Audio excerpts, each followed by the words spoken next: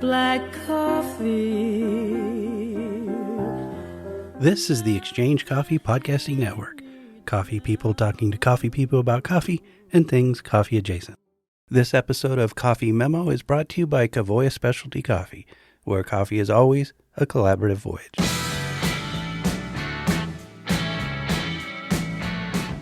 Welcome to Coffee Memo with Rob Stephen, a podcast where we talk about coffee industry news and current affairs. This is episode 8, and we're talking about certified coffee stocks, or Coffee C daily warehouse stocks. You've heard about them, seen the words used here and there, and probably have a general idea of what they are and why they are. In this episode, Rob fills in some of the details you may not know and explains the critical role certified stocks play in the coffee market.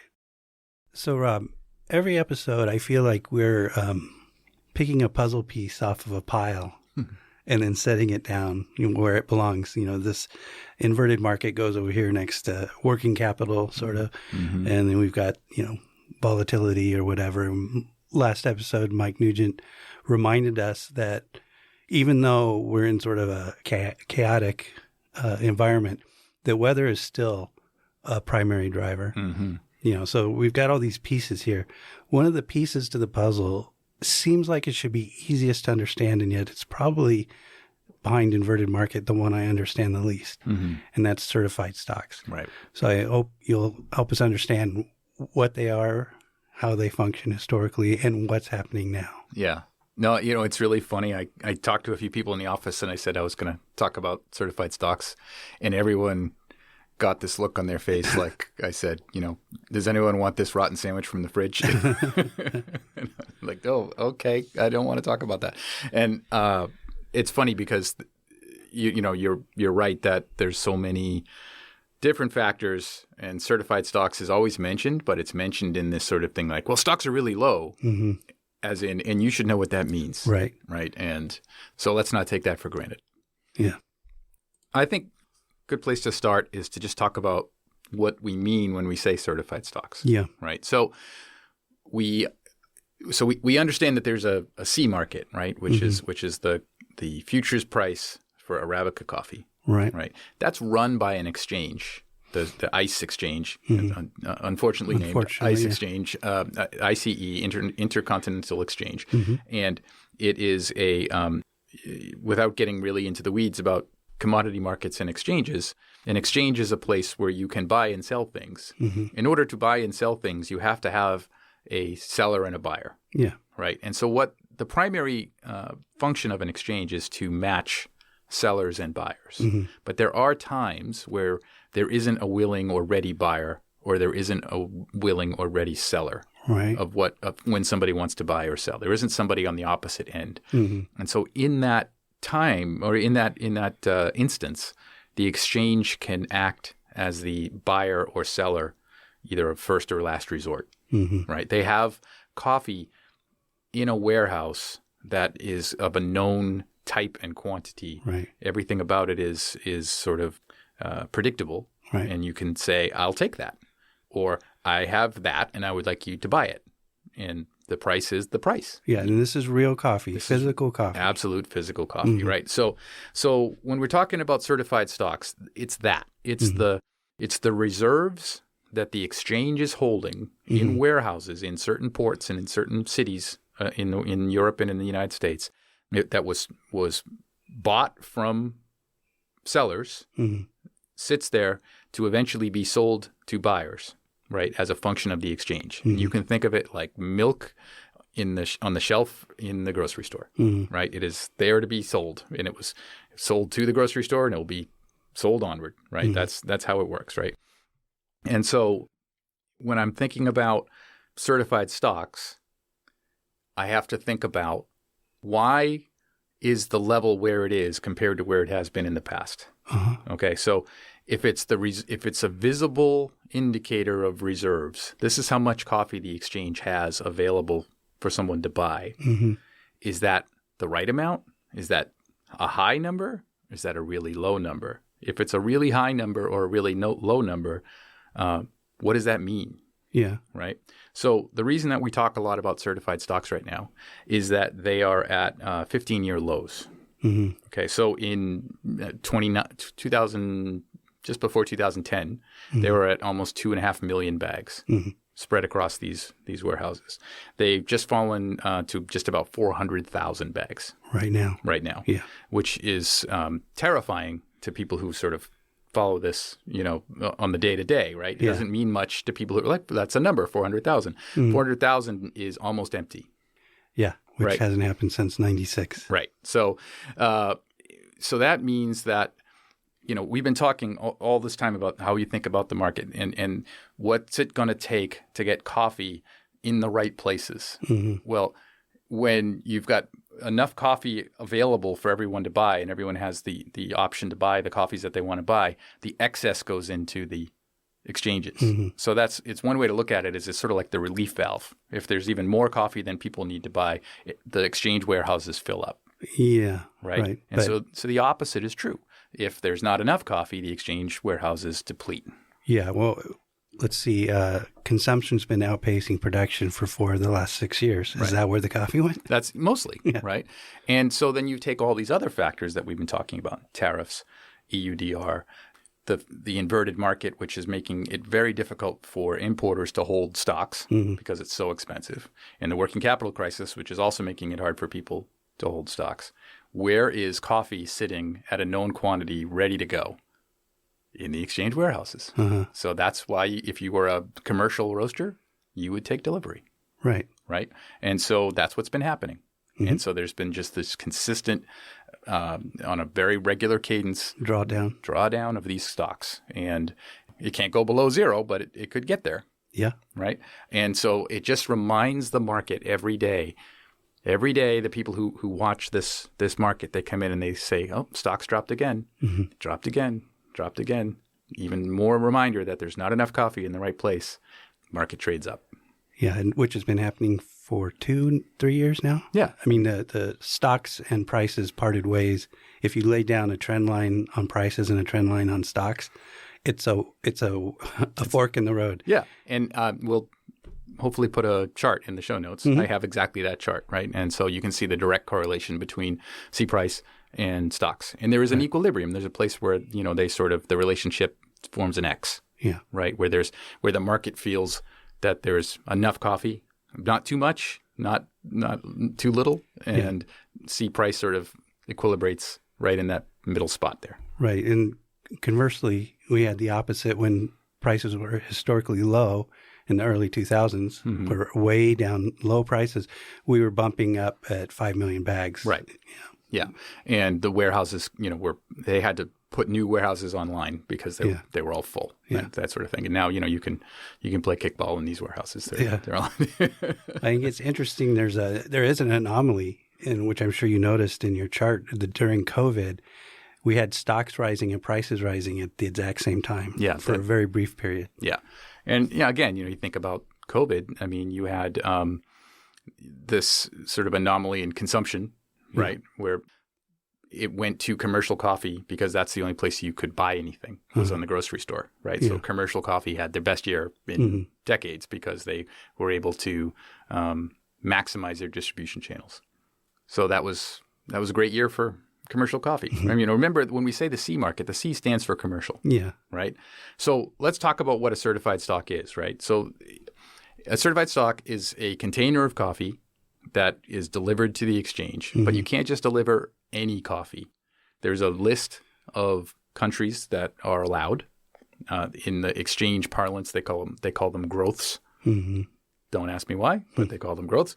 And the coffee has to meet a certain very specific and strict quality definition. Now, by quality definition, I don't mean that it has to be of a very high quality. It just has to be very consistent quality so that you are basically taking coffee and commodifying it, turning it into something that is this is the same as that, is the same as that, is the same as that, right? It's the opposite of what makes specialty. Right. In specialty, we're always looking for new and interesting and different. In commercial, you're looking for, I can use that, and they'll all be the same, right? And so that's the utility of an exchange certified stock. Yeah. And so it also can't be anywhere. There are certain ports in the United States and there are certain ports in Europe that are allowed. They have a lot of historical context, but there's some on the West Coast, there's some on the East Coast. You have Antwerp and you have Hamburg and in Europe, and they can only be stored under certain conditions. So there's warehouses that are certified by the exchange. So you're getting it from a short number of origins at a very specific defect and cup quality, and you're getting it in very specific places, right? And there is a list of, depending on the origin and depending on the location, of premiums or discounts to the C price, right? Right. So a Colombian coffee in New York is worth more than a Honduran coffee in Antwerp. Okay. Right. And because you have to, the idea is that you would pay more to get it there, and you would pay, the origin is valued more in the market. Right. Colombia. So the differential would be higher. Right. So the premium would be higher. Right. And so, but that's it. It's pretty simple. Right. And sort of as an aside, right. So I'm sure a lot of our listeners are Q graders or have thought about being Q graders. So the Q grader system is a very loving yet carbon copy of the C grading system, right? And so the original intent was that there would be a specialty exchange, and coffees would need to have a score and a sort of description attached to them so that you would know what you were putting in or getting out of the exchange, right? And so you would need people who could make that evaluation and apply it to that coffee, and then any exchange participant would know what they were getting or what they were putting in and what it was worth. And so there are C graders. There are people who work in the grading room, and when people take a coffee that they want to sell to the exchange, they deliver it to an exchange warehouse. They load it in just like you would load in any other coffee coming in from origin, but it sits there, and they then do a process that's called tendering. And you tender a coffee to the exchange. You put it in an exchange warehouse, you draw a sample, and you send it to the exchange. And these graders on a regular interval come in and they evaluate the coffee against the commercial standard. And if it passes, which every mill knows how to do, then it is accepted by the exchange, and it is now available to be a certified stock. Okay. Right. So if you look on again, another chart I hope to put in the show notes is every day there's a list of what did we start with for bags in all the warehouses, the certified warehouses around the world, how much was taken out, and how much is pending grading. And that pending grading is coffee that's been loaded in and hopes one day to make the baseball team. You know, it's a pending evaluation, and if it passes, it will become, the certified stocks will go up. And if it fails, they won't go down. It just they won't increase. And so you'll see past gradings and failed gradings as part of the stats. Okay. Right. And if there's a lot of failed gradings, it's just people throwing stuff at the wall to see what sticks. Why does that happen? So we're going to get into why you would tender coffee to the exchange. But let me first talk about the flip side, right? So if you're short futures, meaning that you have sold a futures contract on the exchange, you can resolve that position by rolling out of it, or you can resolve that position by delivering coffee. Ah, okay. Right. And so if you get to a day in the trading calendar called First Notice Day, which if you're a customer of ours or you're a customer of anyone who does price fixing, you'll hear that term come up a lot. You'll see it on contracts, FND or First Notice Day. You must fix by First Notice Day, right? Or sometimes earlier than First Notice Day because the people who have positions need a little time to get their position squared up. The reason that nobody can be flexible on that and that everyone is such a cop about it is that if they don't have their positions exactly squared by First Notice Day, the exchange can come to them and say, you owe me coffee. Yeah. Or you have to take coffee. Yeah. Which nobody wants. Right. Unless they want it. Yeah. Right. And so we have 5 days a year. There's a First Notice Day because there's 5 contracts. And so we have 5 times of the year where that contract is approaching expiry. And it's a fire drill. Yeah. Every single time. I mean, it's an orderly and sort of nice fire drill, but it's hey, we have to get this resolved. It has to be to the decimal point. We have to get this right. And so therefore all of our customers who have open positions have to resolve them so that we don't unwittingly or unwillingly become a participant in the exchange's liquidity function, Right. which is you were short a future, now you owe us coffee, right? Nobody, aside from having short futures that you don't resolve, the exchange can't just go out and randomly take coffee from people. You have to want to deliver, right? So why would you want to put coffee into an exchange warehouse is a valid question. Okay. Right. So let's say you're a producer or a co-op or an exporter, and you have coffee, right? So you are long the physical, meaning you have something that you need to sell. So you're long. That's a futures definition, right? And if you've hedged it, you are now short a future, right? You have a thing to sell. In order to hedge it, you sell a future. So now what do? You look at what you could sell it for in the marketplace, right? I don't even want to make up numbers. Let's just say that there's a number that you realize this is what the market will bear to sell this product. Yeah. However, if you look at the exchange and the C price plus or minus any premiums or discounts, minus the cost it would take you to get it to and load it into an exchange warehouse, if that is higher than what the market would pay you for the coffee, you will sell it to the exchange all day long. Yeah. All right. And so that threshold, which is different for every producer and origin, is called tenderable parity. Now, that's a phrase that I heard for years before I knew what it meant. And that's a big one for understanding how the exchange works, right? So I'll go through that again. If you are holding coffee at origin and say you're like, wow, I really want to sell this at plus 10 and everyone is offering you minus 10, right? And you're like, I just think I can do better than that. And then you realize, well, I could get it to the exchange for 10 cents and this origin, the exchange will pay me another 5 cents because it's a value. Suddenly I'm in the money, right? All day long. Send it to the exchange, right? And that's something that has happened opportunistically throughout the last 15 years. Yeah. And so when the market is sort of saying, there's too much coffee, I don't really want to pay you for that, the exchange will buy it and you'll make money, right? And that's the exchange saying, give me some liquidity. It's worth it for us, the trading community, to take your coffee, put it in the bank as a visible expression of supply, right? Because remember, when coffee's in the right place, prices regulate. Right. So coffee being where it's going to be consumed is the right place. So I will pay you to send your coffee here so we can put it in the warehouse, right? When those times happen, the roasters say, great, I will deliver coffee, right? And what's happening right now, warehouses are emptying. So prices are still not attractive enough on the market side for producers to say, I'll send you my coffee. Right. So what does that mean? It means prices need to go higher before coffee will work its way to the exchange. Huh. So it's not logically, I would think that when prices are high, the stocks are going down because they can get a better price in the open market.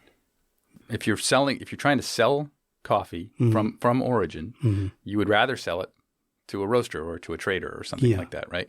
And if they're awash in choices and they're sort of like, well, you're not, we can do better.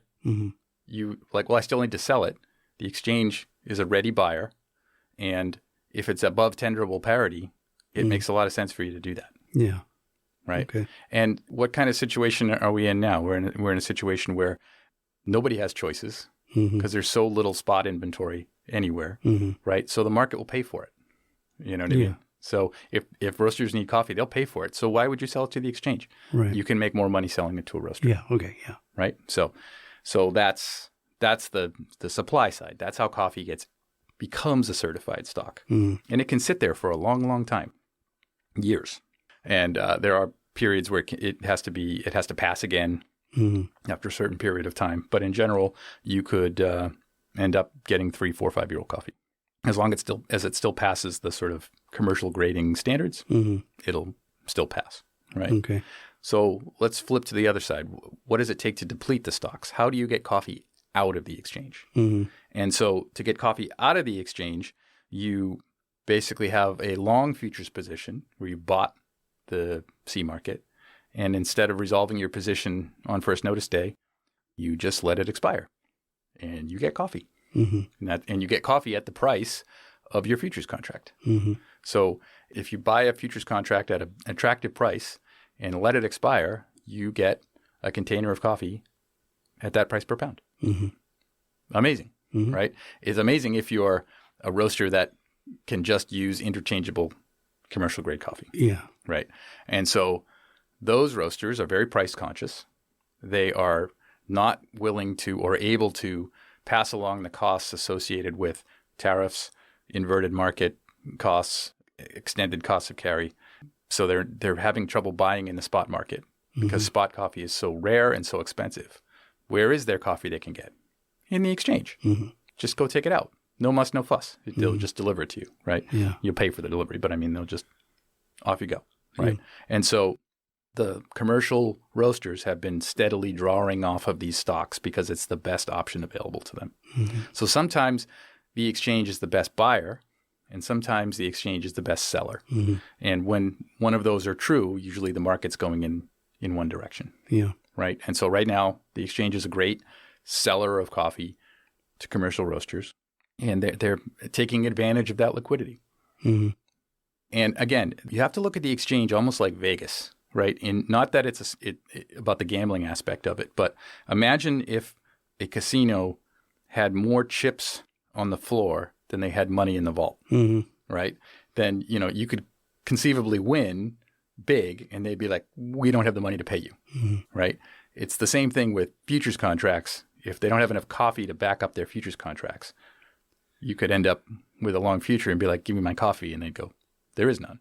Wait, isn't that where we are now? We're getting there, which is why prices are rising, because that's how they attract coffee into the exchange. Okay.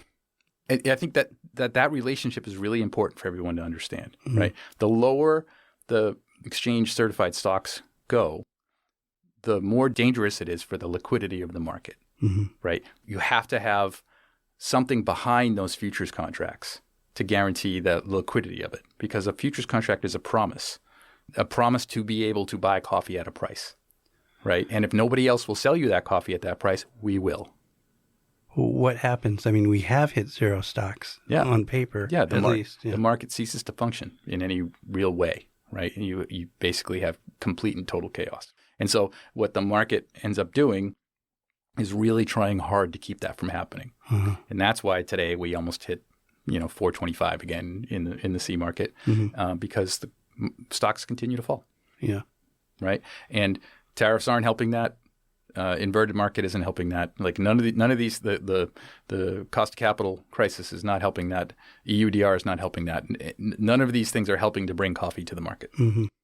And so we end up in this situation where, as you said at the beginning, we tick off all these different things to look at. I think of all of the things that a roaster can look at, the one that is most easy to get your arms around in terms of once you understand what it is stocks, because it's the number went up or the number went down, right? And if the number went down, it means one thing. If the number went up, it typically means another, right? Yeah. And so a steadily falling stock gives you a bullish bent, right? The stocks are falling, prices must be going up over the long term. And they have been. Stocks have been falling steadily, prices have been going up steadily, right? And so as a roaster, you can look at that and go, in general, as these stocks continue to fall every day, which I can see through publicly available information, I should have an outlook that in general, prices will go up, right? Nothing is guaranteed. There's always anomalies. But in general, you can, we heard Mike Nugent talk the other day about things revert to the mean, right? The mean is that equilibrium between supply and demand, where there's enough coffee for everybody, but not too much, right? And certified stocks are one of those equilibrium points, right? And it's easier to understand and not necessarily predict, but have a viewpoint on versus weather or versus government policy, which could just hit you like a hurricane out of nowhere, right? So chicken and egg, which is going to change first?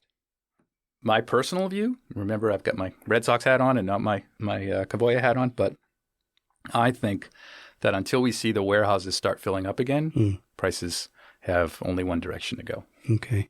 But having said that, I think that we're approaching what could be called a tenderable parity place for certain producers.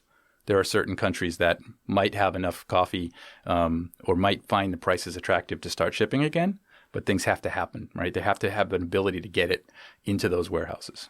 So these are coffees that they're countries that are having unusual years, like Indonesia. Yeah, well, one of the biggest things to ever happen to the C market in our recent history was the listing of Brazil as a deliverable origin.